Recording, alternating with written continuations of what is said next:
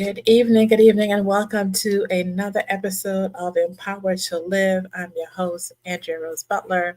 This is the podcast where we grow stronger in our faith, walk boldly in purpose, and get real about what it means to live empowered in today's world. Welcome. Thank you all for joining me on our anniversary edition, our episode. We are celebrating 1 year. Woo woo! We made it. Uh, 12 months of doing this, and I am super excited about us getting it to this far. And for those of you that have been joining me on first Facebook only, and then we went to LinkedIn and YouTube. Thank you all so much for being here with us. I appreciate all of you. Thank you, thank you, thank you.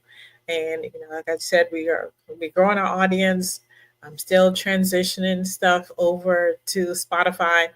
We've had some hiccups there, but we will be on Spotify as well. So again, thank you for your support, for being here with me during these past 12 months. So today, 1 year, I just can't believe it.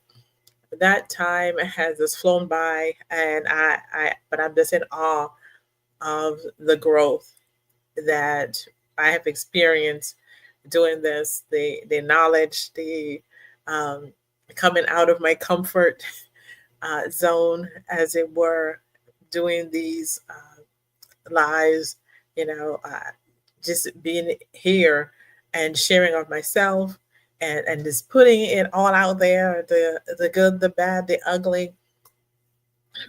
It's gonna be all of it, and I just appreciate all of you for your patience and the love that you have shown to me over this past year. And so we are want to dive in to a subject I would say kind of near and dear to my heart because this is my lived experience, and so because of that, I it's it the researching and doing all the work to get prepared for this, the self examination, and that I had to go through, just thinking about this topic, talking about my identity. Who am I when I am not performing? Who am I when I'm not performing? When, Shakespeare said the world is a stage and we're all actors on the stage. We're all here. We're all performing. We all live in such a way where we have roles. We have characters that we play, and we all step onto this stage. However old you are, when you stepped onto this stage called life, and we are taught. And as I was thinking about this, who am I when I'm not performing? And I was thinking back, even, and I think I've done this to my children and my children. When you watch this, apologies from my heart for any emotional damage that I may have caused you. But I was just thinking about that from our childhood, we are taught to perform when we are praised for doing and not for being who we are. And I was thinking about that. We tell children, you'll get rewarded if you do this. If you're good, I give you this. If you do this, I'll give you that. If you're like this, I'll do this. And so we tend to tie our identity to performance and how we behave. Even in our workplace, we get performance evaluation. So we perform and we get evaluated based on that performance. And that determines whether or not you get a raise or you don't get a raise, whether or not you get promoted, you don't get promoted. All of these things factor in. And so a lot of times we perform, we act a certain way in order for us to find validation, find purpose for our lives. We do a lot of things, and it even carries over even into church. We talked about this, I think it was out of Bible study Sunday school. We were talking about this a few months ago about how, and I think I even shared it on the podcast a few months back also, that a lot of times we will perform in a way we aren't yet. And I know people say, oh, fake it till you make it. And so, we perform and we do things. And I remember even being in the Pentecostal church, and you had to, they want you to speak in tongues, and the evidence of this was, you had to dance in the spirit or do all this other stuff. And people would fake it just because they wanted people to feel or to see them in a certain way. And so we had that. And so in every aspect of our lives, a lot of times we perform, we act a certain way, and we behave a certain way in certain circumstances and among certain people, even among, people of color. We do the code switching when we talk to, certain of our friends, and, when we're among our coworkers, when we're at work, we talk to a certain way. My kids always, when I answer the phone, they was like, "Oh, she got her white girl voice on," and and it's one of those things that we do it, and sometimes we do it so unconsciously that we don't even recognize that we do it, and that we tie ourselves into, and we identify ourselves based on the roles we play, based on who we are, instead of who we are. And my pastor used to always say, shout out to Pastor Lewis. He always say, we are human beings and not human doings. And a lot of times, I think we feel that we have to do, and it's in the doing that we find acceptance. We feel we find the validation that we need. And like I said, a lot of times, I think that comes from when we were children, where we were told about how we behave, we got rewarded for it. And so we became doers and not beers. And, just thinking about, that whole process of how do we move beyond doing, how we move beyond the performance, how do we get beyond, all of those things and get to who we are. And so, he says that we have tied our worth to what we do, to our roles, our jobs, our responsibilities, our talents, and even our service to others. But what happens when performance ends? What happens when the lights are turned off, when you're by yourself? I know sometimes people get tired, and I think sometimes it leads to burnout because we burn ourselves out performing and performing and performing, and we feel that we always have to be on. And sometimes people even call that imposter syndrome. I think that's probably where that whole imposter syndrome thing got coined, about how we, social media and all these other things cause us to want to shine, always shining, wanting to keep up with the Joneses, or or whoever, that it is. And people fake their lives on social media. They fake their lives around people because their validation is, I'm the fun one, I'm the strong one, I'm the entertainer, I'm the, whatever your role is. You're the caretaker. We put on these roles, and we perform these roles um, in circumstances. And sometimes, just even thinking about some of these comedians, think about like Robin Williams and all these other ones who, make people happy, and they were joyous, and they were always fun, and they were just the center and the life and all this other stuff. But inside there was the sadness that they were so on all the time in public, but in behind closed doors, there was that sadness on the inside that they could not shake. And sometimes we wonder about people where they just seem to be, oh, these were like the great, I can't understand why they took their lives. Why would they, they were just so happy, they were so this, they were so that. I even saw there was a commercial on social media about these two guys that goes to the baseball game. Then one that looked like he was, like he should have been down and just looking sad, and he was like really exuberant, and the one that was just really, out there and boisterous and laughing and carrying on, took his life.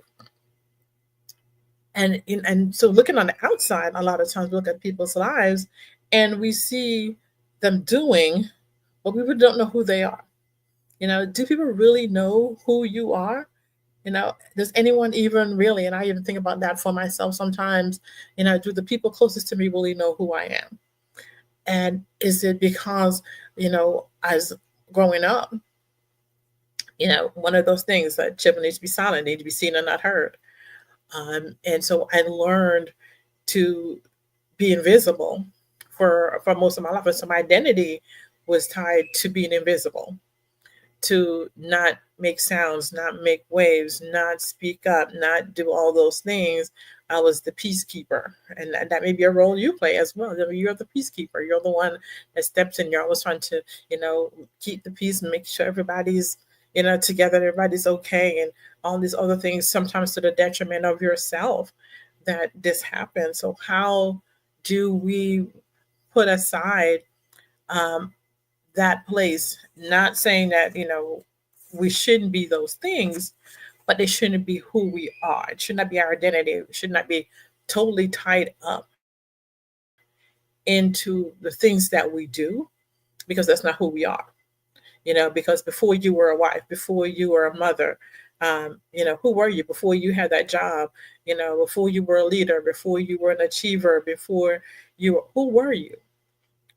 Who are you? you know and so we want to make sure that we're going back. And so before we even get into how to work through some of these things, me, I'm almost about writing stuff down, and I'm going to have to answer these questions myself. I need to sit down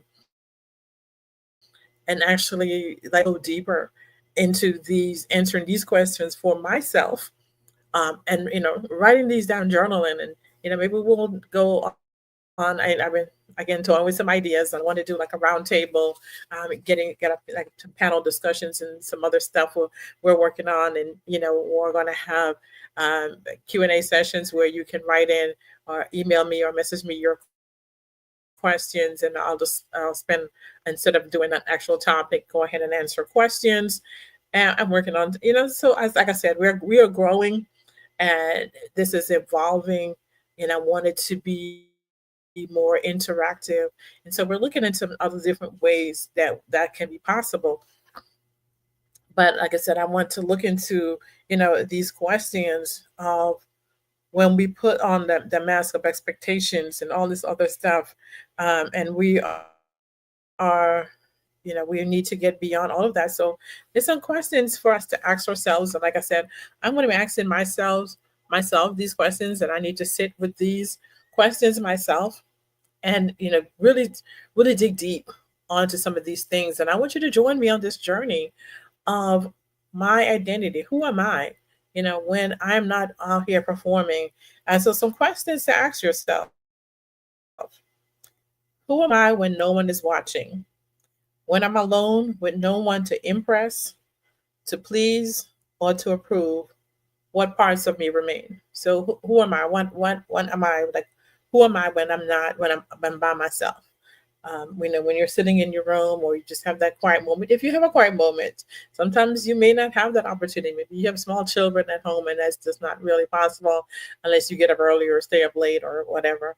And they always seem to want to get up early on Saturday mornings. I'm not sure what that's about, but anyway, that's another story. So, what roles do I play in my everyday life? Am I a caregiver, leader, high achiever? Sometimes we're underachievers, and we underachieve because that's people think that's their expectations of us. And so they expect us to be, you're not going to be anything. You're not going to amount to anything. And so you may have heard that. And so you spent your life proving them right by being an underachiever, when you know that you have the capability to do great things, but you play the role of the underachiever. Maybe you are successful, but you pretend to not be, because that's the expectations that people have of you. And so you may find yourself in that vein where you're actually doing really well, but nobody expects you to be. And so you pretend to not be, or you are the black sheep of the family. And even though Again, you may be doing well. Everybody thinks that you pretends that you're the outcast, and so you are the scapegoat. So what are you? Are you the again the peacekeeper, the entertainer? What is your role? What role do you play in your everyday life? Something to think about. And how many of my sense of self is tied to these roles? So that's another question. How does my self of who I am is tied to the role of being that entertainer where you're the life of the party. Everybody expects you when you show up, oh, the party's starting because I'm here. And then you play that role, but that's not really who you are. That you really don't want to be in that role, but you got picked to be in this role that you really don't want to be in. Sometimes like we get jobs that we don't want, but we get stuck in that job because we don't know how to break free of that role. We don't know how to be different or to move on because that's the expectations that people have of us.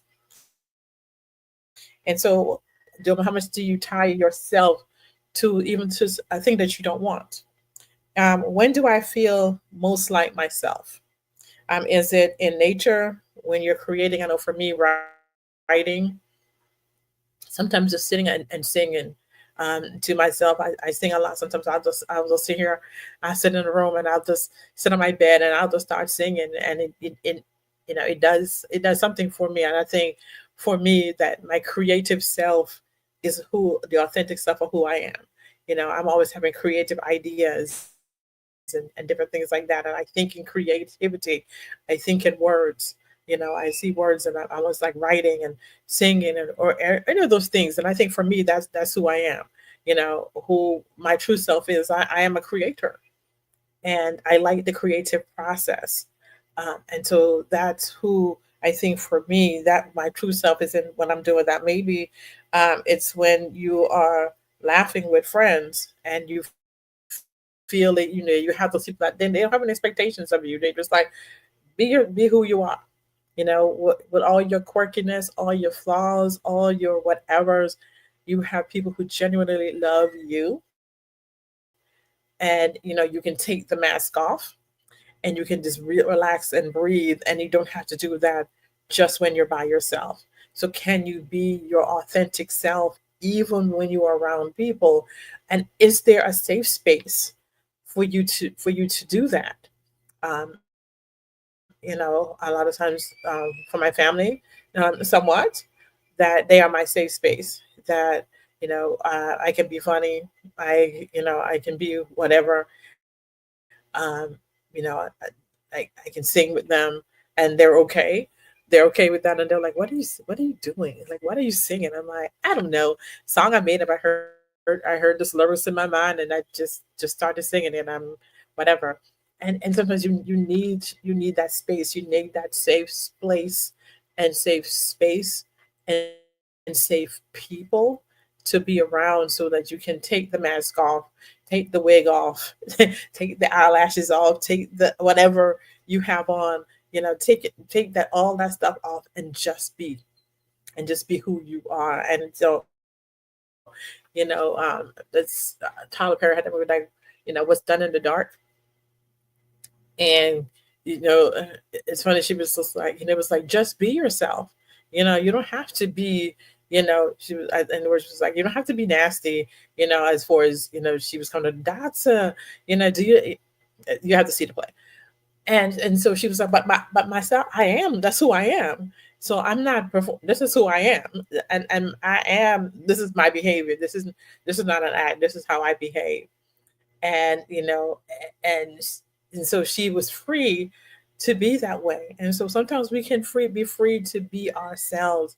God created us uniquely, gifted us with the life that we have, the personality that we have. He created us to be.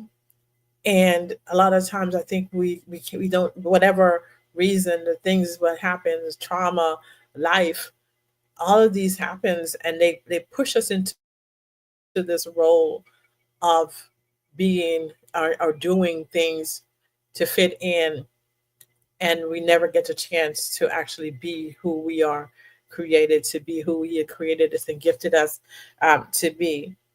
So what does this reveal about who you truly are? So can um, when you feel like yourself the most, what does that reveal about yourselves? Kind of think about the roles that you play.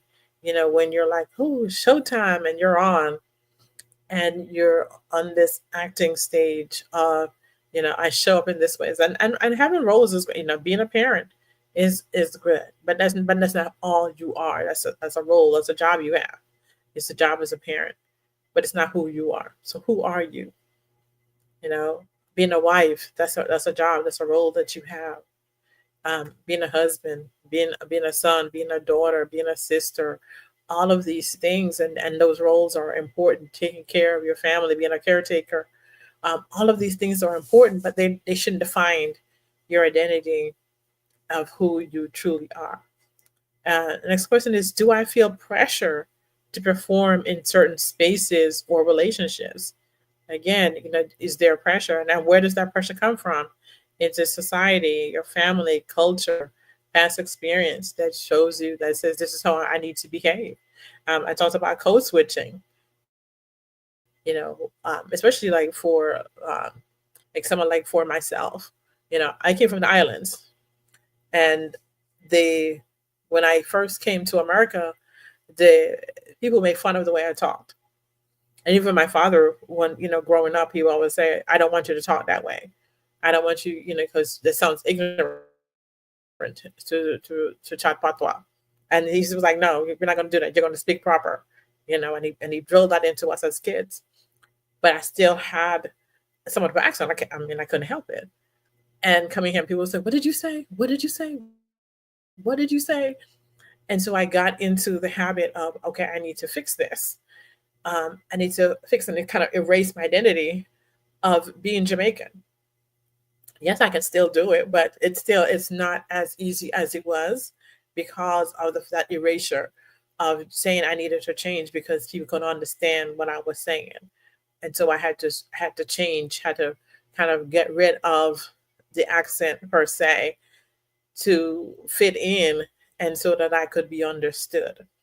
And so that pressure came from that space, of changing who I was, and erasure of my cultural identity to fit in, and so that I could be understood. And so that took a part of who I was, because part of my being is the fact that I am Jamaican. That's where I was born. It's part of my identity.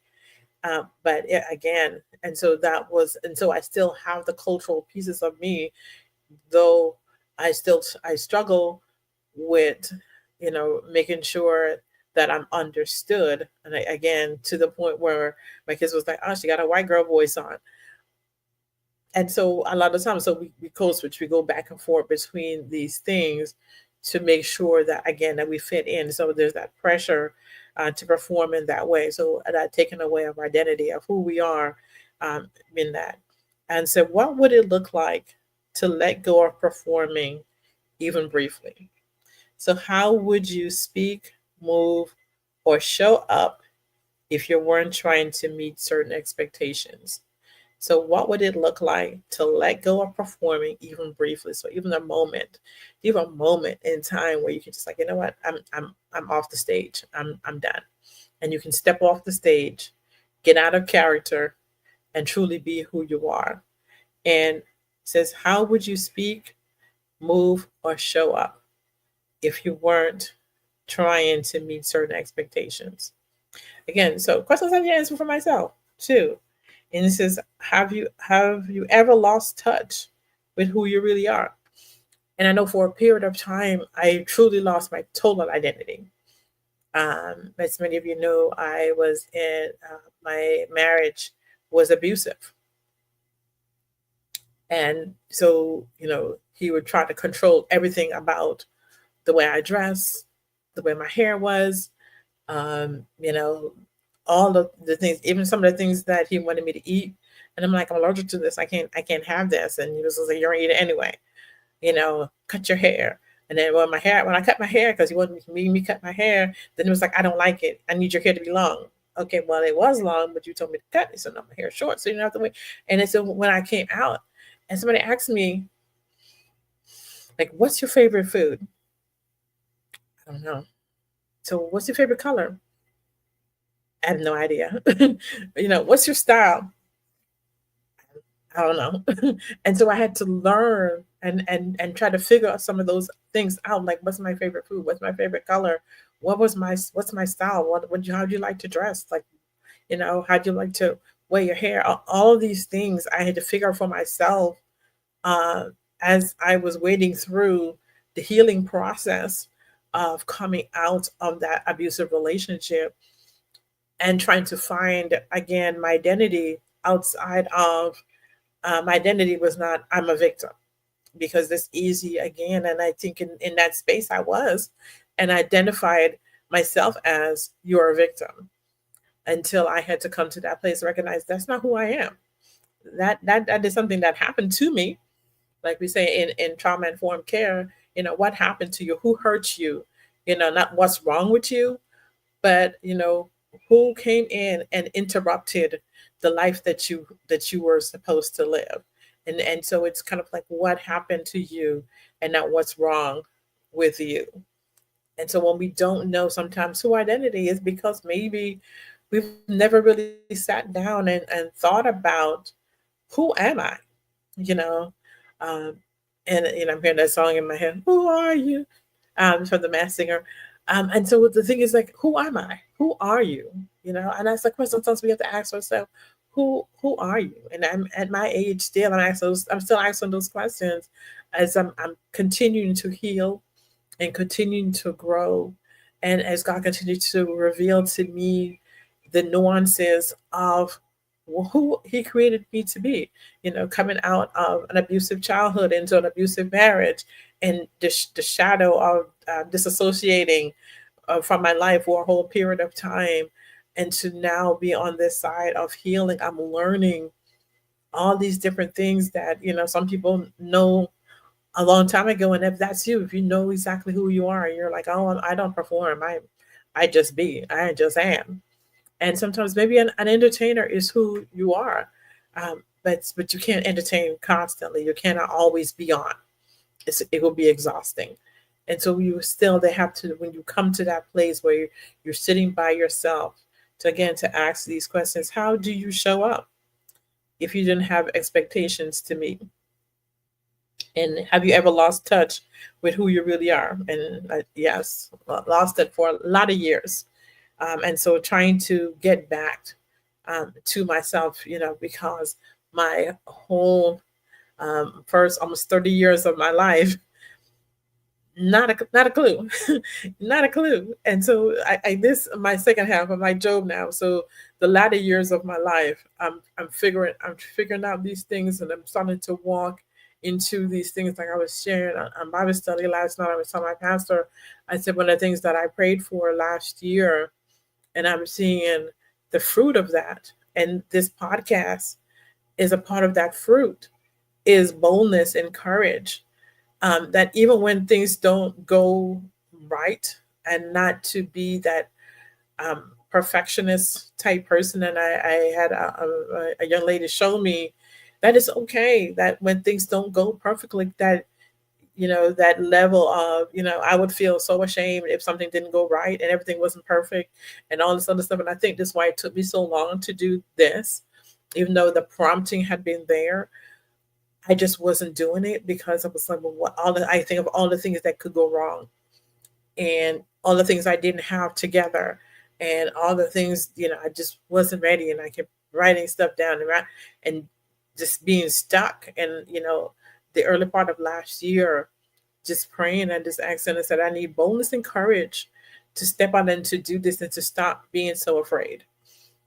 And, when my daughter talked to me about taking swimming classes with her, and I shared that in my early podcast about the fact that, I was drowned a couple times, um, not by my own self, but somebody tried to drown me. And so I was deathly afraid of water, and having water in my face and over my head and all this other stuff. And so it just wasn't happening. And she was like, "You survived cancer. I think you can learn how to swim." And that just really stuck with me. And it's when I said, where the birth of this podcast came from, where that word of, you survived some of the worst and you are still here. You can do this. What's the worst that could happen?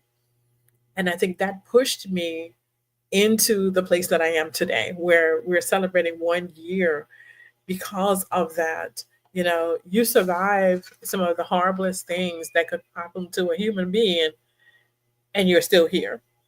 You're still standing. You're still alive, and so therefore, why are you afraid? Oh, you face death. What could be worse than that? And you survived it, and multiple times. So you can definitely do this.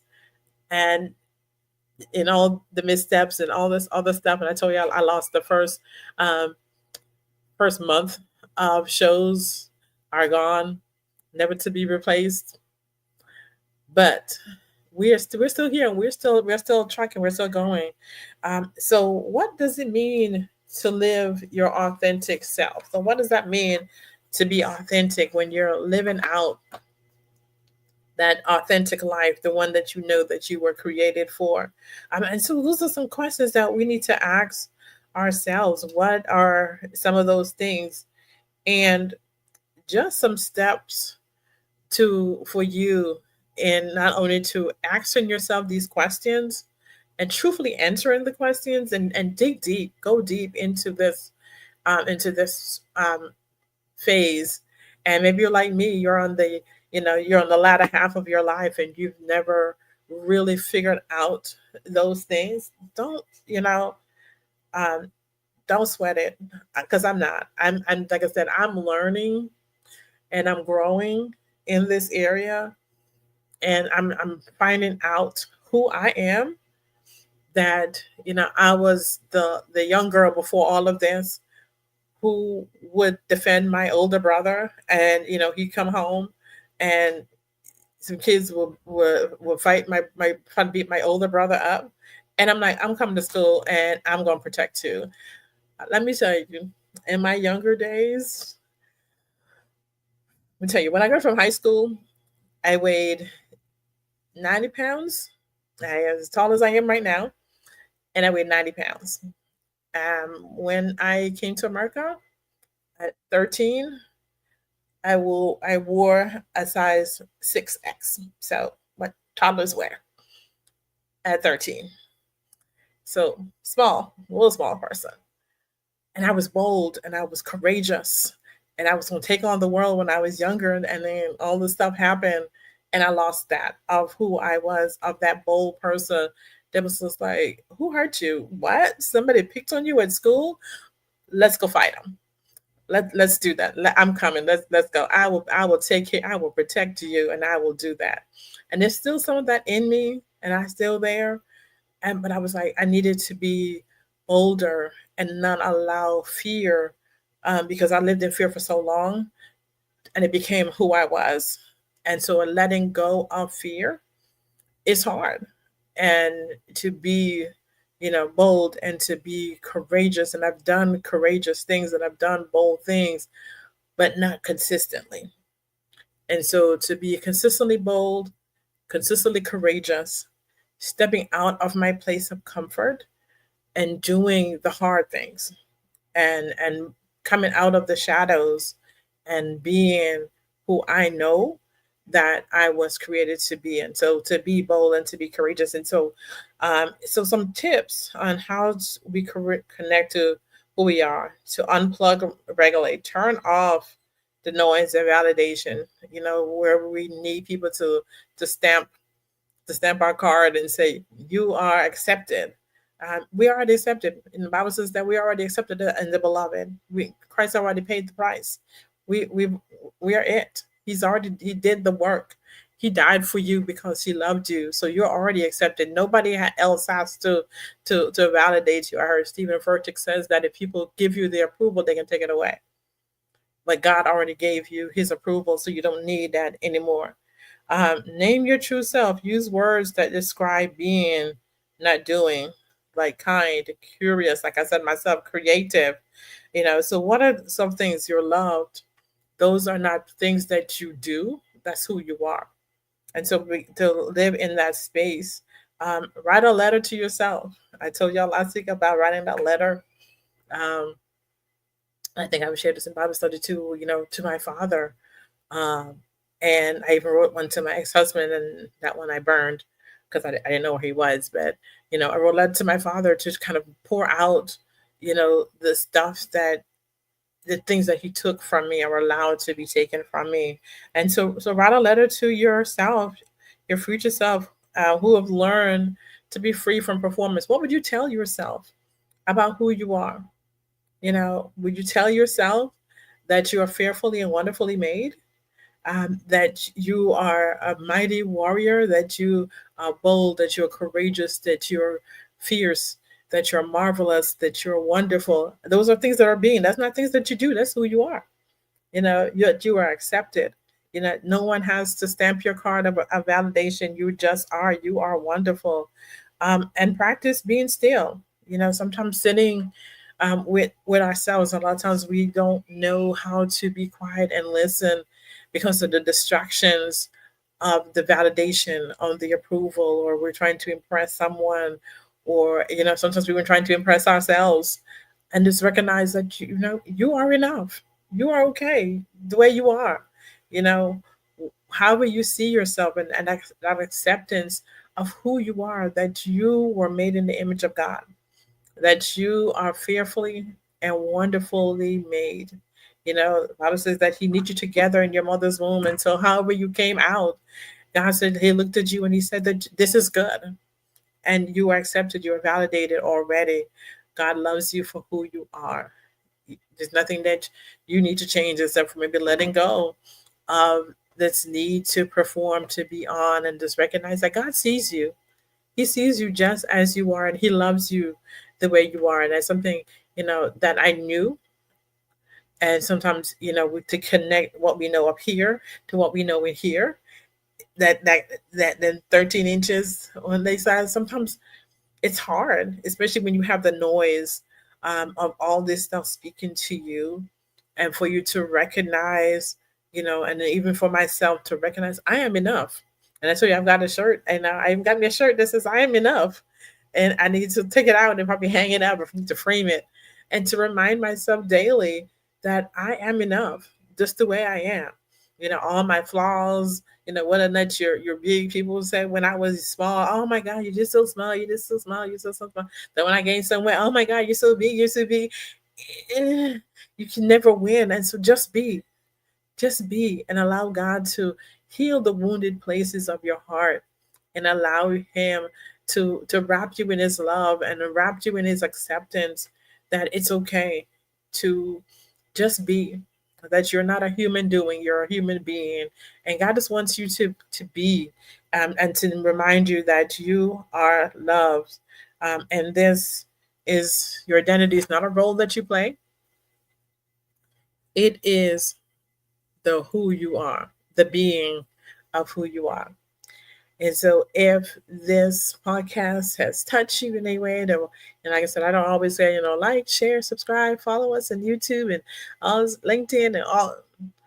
You know, if you do, you do. You know, I, I'm here.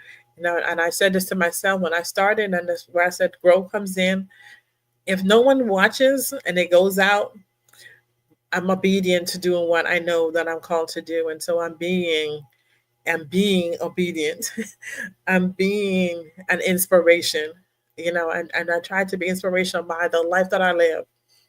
That not always do I get it right, and I sometimes still fall into that role of, doing and performing, but there's growth in recognizing. So the first step of healing is recognizing that you have a problem. You get to diagnose yourself, recognize that you have a problem, and then we can move forward into the healing process of letting go and allowing ourselves to be loved, to be healed. Be kind to yourself, be gracious to yourself, and know that you are loved and that you're enough. So I leave you with that. Thank you again for joining me for another episode of Empower to Live. Remember, this is the podcast where faith and purpose align. I'll catch you again next week. Have a great night.